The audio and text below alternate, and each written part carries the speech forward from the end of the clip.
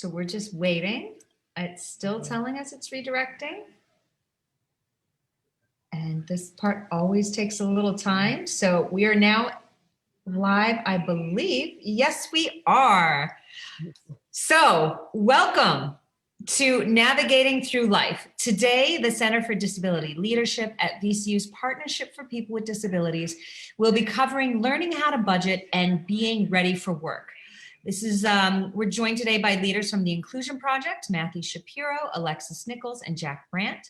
This is the first of a series where we're going to be going over projects that they've worked on. So we'll have more of these in the future. So be sure to keep in touch via the Center for Disability Leadership. Today, we're going to talk about what they've learned from years of research with more than 70 people with disabilities about their experiences growing up. I'm Erin Croyle. I'm the communications specialist with the Center for Family Involvement, and I'm going to be moderating today's event. Let's just dive right in. Jack and or Matthew, can you guys give us an overview of the project? Sure. So Jack, I'll start, and then if I miss anything, please feel free to jump in. So about 10 years ago, a group of youth from the Virginia Department of Education's I'm Determined project was challenged by the then Director for Special Education, John Eisenberg, to develop a program for youth with disabilities by youth with disabilities.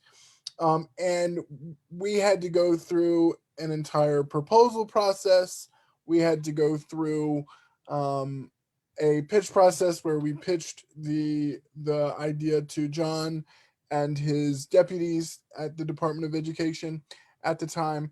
And we were fortunate enough to be granted with a tremendous opportunity and funding for a tremendous opportunity to start the Inclusion Day project. That has been going on for, we are now in year 10, which is hard to believe in itself. And we've had many different iterations of the project. We have the Inclusion Day Guide, which illustrates and outlines a number of different programs, different activities that schools and school systems can do to have an Inclusion Day in their school system. And the biggest reason for that was to help youth with and without disabilities in all school systems understand more about disability and disability inclusion, and also to work on eliminating bullying of students with disabilities in the school system. From that point forward, we have changed projects that we've worked on as an inclusion project. We have done some work around siblings and siblings of non-disabled siblings and working with siblings.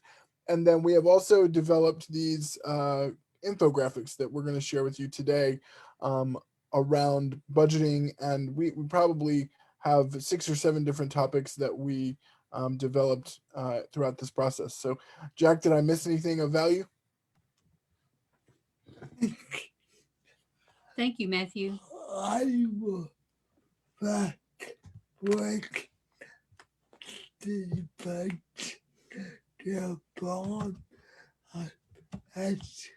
I would like to recognize the Virginia Department of Education fund and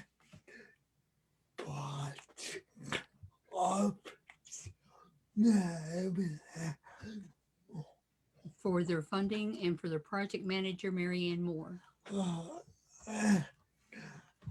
This read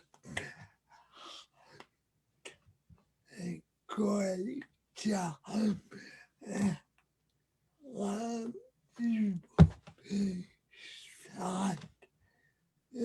what they develop. These youth leaders have done a great job, and you will be excited to see what they have developed. Thank you. Thanks, Jack. This is, this project is so exciting, and we'll get to another point. A lot of people might be familiar with the Inclusion Project itself from programs at their school, which we'll have another whole discussion on another day. But today we want to start off by talking about how you've identified these topics for your products. Matthew, can you explain how the Inclusion Project Steering Committee came up with these topics? Yeah, so great question. So we sat down as a group and sort of talked about, all right, what are major things that youth need to be aware of as they're getting older, as they're trying to figure out things. And so, you know, a lot of the youth that are on the steering committee have gone through a lot of these transitions already. And so we were trying to, you know, think of things that other youth could benefit from, right? And so that's where thinking about budgeting, we have one on transitioning to college, we have one on work, we have one on relationships, I believe. Uh, these are all things that our youth on our steering committee, you know, thought were vital and important for, you know, the next generation of young people coming behind us to be aware of. So that's really the genesis of where these ideas came from. Thanks, Matt. And I want to point out, we're going to be very Matt heavy at the top of this because he has to another commitment. So we want to make sure we get all the questions in before he has to And go. Alexis is just as wonderful as I am too. Exactly. Well, thank you. That's very kind. So these products are so amazing. I'm going to go ahead and while we're talking about them, I want to hear what you call them as we flip through the slides. And screen sharing is a little wonky for me, so just deal and enjoy whoever's speaking while I get these up. Yeah, so while you're doing that, and Alexis, if you want to jump in here too, by all means. But I think the ones that we're going to show today are the ones around budgeting. I know the budgeting one for sure. And so we really call these infographics, right? And we made these as sort of one pagers to be able to give to students, be able to have in the school system, and kind of give them some strategies on how to, you know, spend and save money. So as you can see, this does a really great job of sort of taking you on a sort of a journey, so to speak. And there's in some of these, there are some arrows. In this money saving one, you know, you're really kind of supposed to potentially read it from left to right, although you can really go wherever your eye wants to take you. As you can see, you know, in this example, we talk about how it's important to save money and also sort of manage your, you know, think about your expenses in these situations. You know, understanding the difference between, you know, a credit card and paying online, and how you have to keep track of what you're spending your money on. That's the grocery store example here where it says keep track. Just talking about the importance of how we spend and save and manage our money. I don't know, Alexis, if there's anything on here that you wanted to point out either. Well, to piggyback, how you can read them in any way that you want to. I usually read them going down. So what I like about this is that you can kind of pinpoint and pick what you want for each section and how that applies to you. Of course, you know, we'd like it if people read it all, but just going with the accessibility of it, you know, you can read it in whichever way works best for you.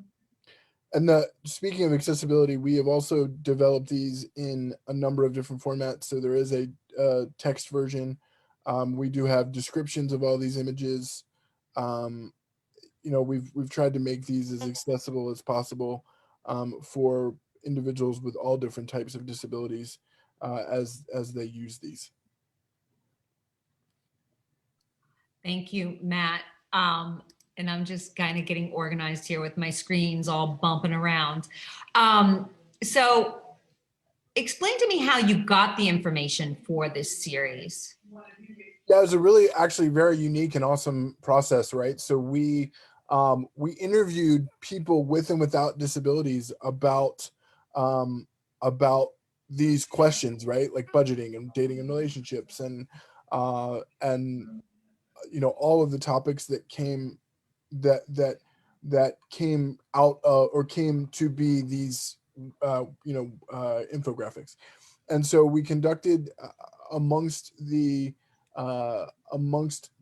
Inclusion Day Steering Committee, I believe we conducted about 70 interviews of youth with and without disabilities to get their, not youth, sorry, individuals with and without disabilities, some being youth and some being adults as well, to get their input and take on these topics. And then we took all of those interviews, shared them with the infographic designer, and she took that information and made these beautiful infographics that you see. We did sort of conceal down the interviews to some, our top 10 takeaways sort of from each topic. And again, the infographic designer sort of took that and ran with it and made these beautiful infographics that you see. One of the most amazing things about it was the interviews were conducted by the people that are on the Inclusion Project, which is the youth. So this project is youth-led, youth-driven, and it's simply amazing because teenagers and young people have so much to offer the world, and sometimes they're not given opportunities. Sometimes they are, sometimes they're not. But when they're given opportunities and people take that and listen, it just becomes an amazing experience because everybody has so much to offer and everybody can learn from everybody. So the fact that this is youth driven and youth led is the greatest part of the project. Couldn't agree more. Yeah, I love hearing that, Alexis. And we've had some youth leaders on before, and our very own Angela West likes to say, youth leaders, let's just call them what they are. They're leaders, right? Yeah. Why do we make it less by saying youth? But it's important to also make that distinction because their voices are so important. Matthew, I know you have to go very soon, so we're going to ask you one last question, which is, Sure. Can you talk to us about using the budget graphic, learning how to budget graphic? And I'm going to go ahead and pull that up while you get started. Yeah. So, we think all of these graphics can be used in a number of different environments, right? Like they can be used in the school system. They can be used, in an IEP process. I think is very, very important, along with a lot of the undetermined tools that I hope have been talked about on some of these live streams before. These can be tools to help give a young person resources to understand, why it's important to budget and why it's, the difference between your savings and your expenses and how to, when you look at a credit card, it's not just free money, right? You have to be able to pay that back. And using this as a tool, you can kind of always be reading and refreshing your memory on, all right, here's how I can find employment or make money. Here's how I can, save for my expenses online. Here's how I can do it with I can create like a budget ledger if I want to do it by hand. There's so many different ways to use these, and I think they can be very beneficial, again, for teachers, for students, for special education directors in IEP settings. Really, the great thing about these is they can be used in a lot of different areas. Thank you, Matt. Yes. And I know you have to go. Is there anything you want to add before you have to go?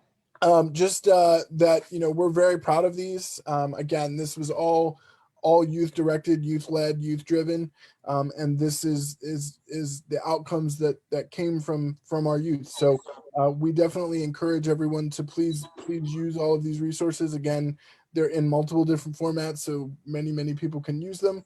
And I just hope you all enjoy the rest of the conversation, and we'll give you all the links and resources so you can find these great one-pagers. Thank you, Matt. Thank Yes, you. absolutely. Thank you so much, everybody. Oh, so excellent. Let me go ahead and get out of the screen share and get back to us. And so, Alexis, we get a chance to hear from you a little bit. Alexa, can you explain to us how someone can use the Being Ready to Work graphic? And I'll pull that up. Sure.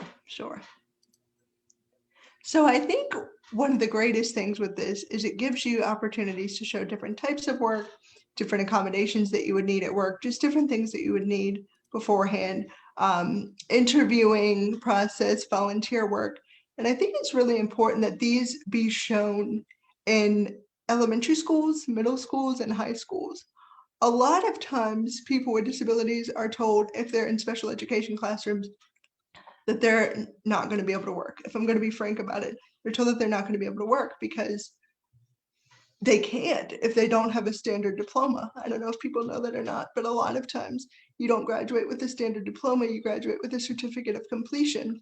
And if that happens, you're told that you won't work. So I think that these need to be incorporated into the IEPs very, very early. And then also, like I said, making sure that time for volunteer work, and then you can include them with your caseworkers if you do go to DARS and things like that. So there's multiple ways that they can be used. Thank you. It's always a little bit challenging to work with the screen sharing and also navigating this. So thank you everyone for bearing with me. If you all have questions as we're going, please feel free to post them in the comment section and we will ask them and touch them and, well, maybe not touch them, but touch on them and get to them. So Jack, I want to know, there's a lot of these that y'all have worked on. So can you tell us what versions are available for each topic? Yeah. Yes, thank you. Now, subscribe. There are 6 graphics. Account vote. And accompanying text versions. Because some people vote we Because some people will prefer to read them. would learn how to budget. Learning how to budget. Ready to work, which we'll talk about today. And being ready to work is what we're talking about today. But now, feeling overwhelmed. But the others are feeling overwhelmed.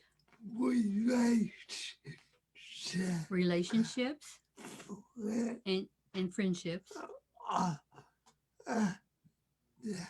Move out And moving out of the house. and came into college And then going to college or a trade school. it will nice the youth interview 70 It was really neat to see how the youth interviewed 70 people. and the can get but always And then they came together and prioritized the that's the key lessons the from the interviews.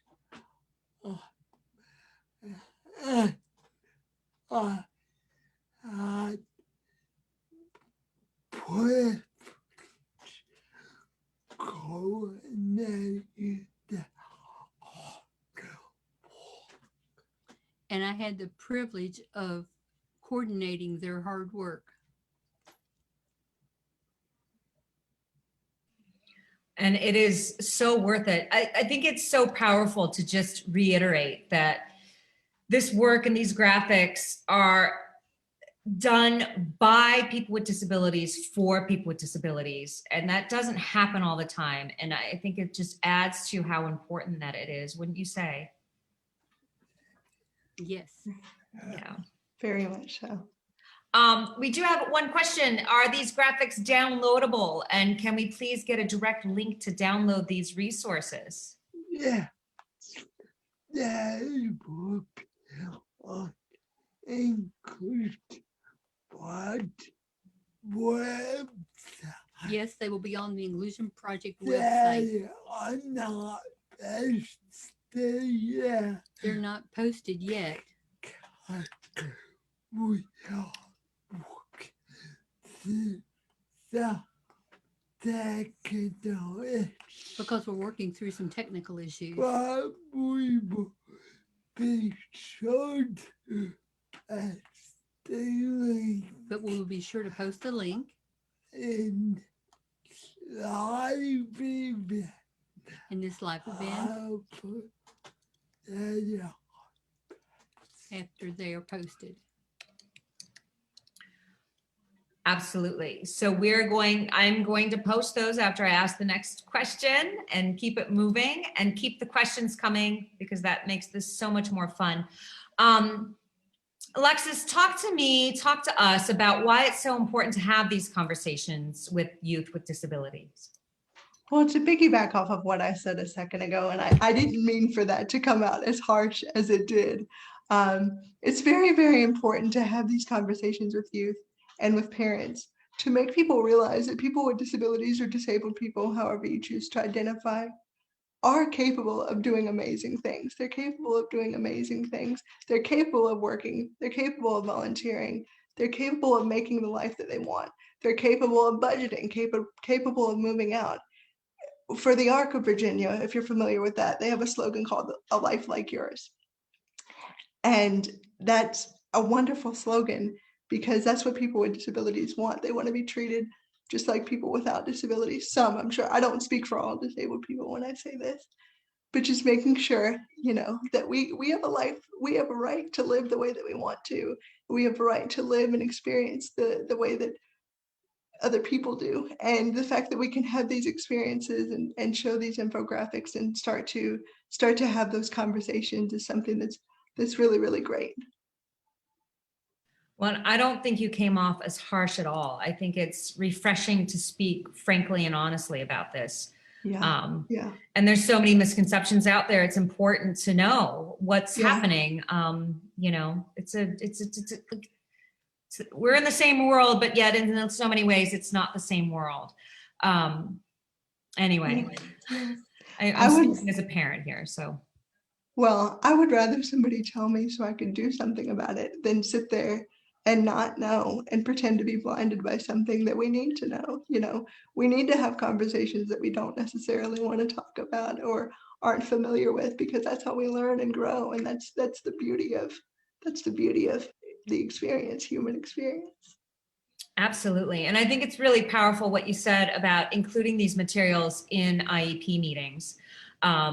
I think it's really important that not just families and students know, but teachers are aware from early on how important these things are.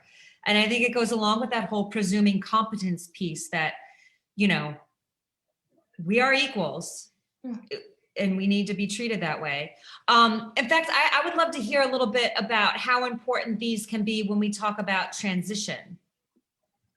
Mm-hmm. Jack, do you want to take that or would you like? So, Sure, I I would be glad to. this now that all As Matt and Alexis said earlier, these more starting conversation these can be used when starting the conversation with these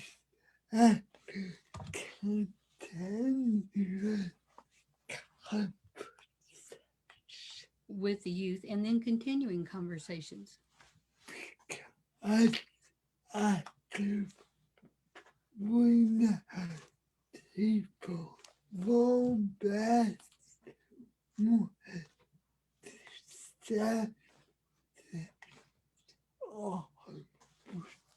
Because as we know, people learn best when things are repeated and and then practice. and but in the youth and time ready the time fish. And then by the end, the youth and their family are ready to make those transitions. I this guy And they're able to have those discussions. oh before the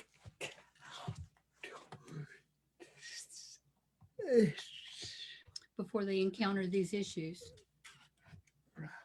uh, uh, uh,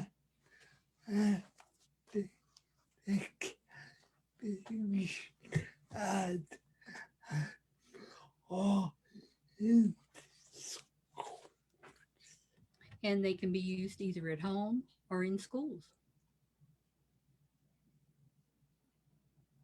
I love that. And it's so interesting that you say starting the discussion because, I have 3 children. My oldest child has Down syndrome. He's 10. And I feel like the transition discussions should actually be starting now. You can't wait until high school, right? It needs to start now. There's so much to consider. We're kind of wrapping up here. I just wonder if you have any other suggestions about how these sheets can be utilized. I would say put them in various places.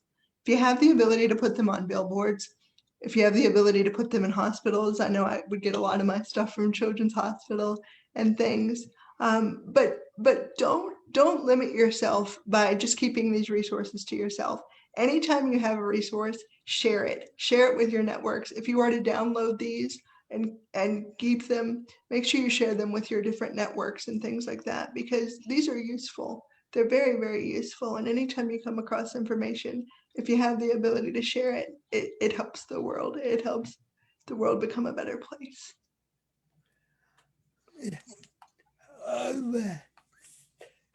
is that what we talk about family and teach. Yes, Alexis is exactly right. We talk about families and teachers. But I've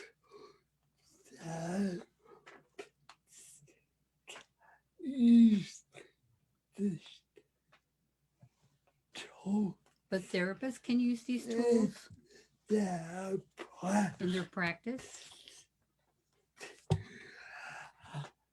conversation To have conversations. Mhm. that make it more enjoyable. And it makes their time more enjoyable. Part of your OT plan could be writing your transitions, your transitions out. Yeah, or copying the infographics, or what do I see on this infographic that could relate to my life? So there's plenty of different things that you can use them for. It's actually really amazing in that. Yeah. Absolutely. I can't wait to talk about more of these and talk about the Inclusion Project and just really dive deep into everything that y'all are doing. Before we wrap up, I'm going to check for just any more questions. Is there anything you want to add?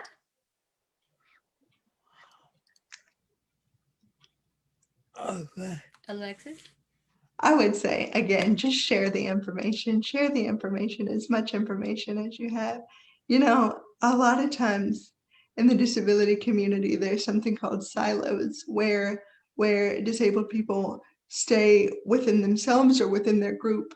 And part of the Inclusion Project is making sure that we're all included, obviously, but just inclusion in general, making sure that we're all included. And the way that we do that is by sharing information, by going out, by promoting the resources that we have, and just being. So make sure that you share the information. Oh, Alexis, you are so spot on. And whenever we do these, I think of something else I want to talk about. And I want to talk about the silos at some point. And so we need to discuss that more, because I do feel like within the disability community, you have Down syndrome, you have cerebral palsy, you have autism. And if we would just work together a little more, we could make things so much better together. Yeah. Well, on that note, thank you all. Thank you everyone watching now, watching later. We look forward to doing more of these. If you have ideas of something you want to talk about, let us know. We are up for anything. Have a great day. Bye, everyone. Bye.